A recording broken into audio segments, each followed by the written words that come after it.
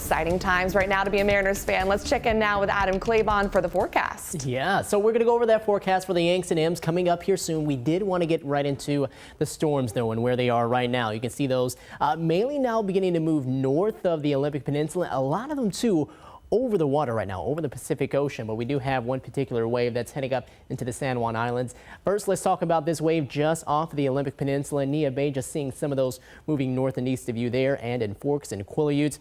Quite a bit of lightning with that, some heavy downpours and some gusty winds. We've had and talked about power outages earlier this morning, especially down across the southwestern part of the state around Grays Harbor. Then you can see as you go farther towards the north here, around Orcas Island, getting here across the San Juan Islands, we still have one wave that's moving north as we speak right now. Now, you're also seeing, too, the density of some of those lightning strikes beginning to really spread out a bit more. So it's not quite as strong as what it was just earlier as it was coming through more of Puget Sound. But we're going to keep an eye out for this area right here, the Northern Cascades, heading more so into the mountains of Skagit and Whatcom County. We'll see right here.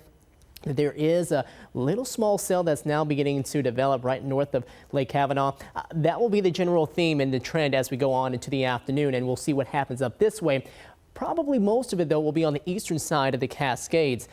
What we're dealing with right now, though, you can see quite a bit of lightning strikes. I kind of outlined it for you here all over the Pacific Ocean, and with this system in particular, we've seen 226 lightning strikes as of right now, and we'll continue to see more of them as this area of low pressure just continues to spin up more of this instability, as well as, yes, our monsoonal moisture, which is a little farther off towards the east here. We'll get some of that to start to come up northward as we go later on into the day. So that's all what's happening, and one big reason why we're concerned with it, yes, because of lightning strikes, but another thing too, some of the rain or some of the storms that are coming through don't quite have that much rain with them. So you have dry lightning, meaning storms without the rain, and also possibility of some gusty winds that could maybe cause any sort of spark that does develop to really spread quickly. So a fire danger out, red flag warning out until tomorrow heading into the early hours of Thursday. Now, here's what we're dealing with. You can see a lot of the storms that have come through haven't really produced all that much rain, except what you're noticing there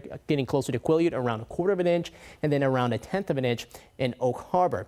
But we are still seeing some of these move on through. La Push here, storms starting to work their way farther north into the east, but really gloomy and dreary looking there. Granite Falls, a lot of skies filled with the clouds. We'll see more of that to come later this afternoon. Now let's talk about the Yankees and Mariners. 68 degrees by the start of the game. We'll see temperatures only warm into the low 70s. Mostly cloudy skies. I think the storms, though, here across Puget Sound and closer to Seattle, pretty much done. We're probably seeing the rain behind us now. 65 southwest winds coming in at 7 miles per hour. There are your winds. You can see them anywhere between about 5 to 15. Only where we have some of the storms is where you can see some of those get a little stronger.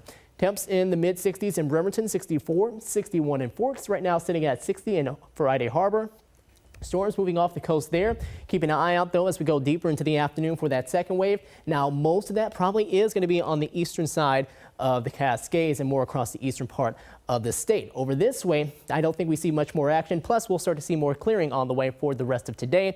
And then on into the night, we'll see those skies really clear on out. And we'll head on into the rest of the week, seeing dry conditions on the way for your Thursday and for your Friday. 76, maybe a small chance of showers on Saturday, but then starting to warm up again heading on into next week. Adam, thank you.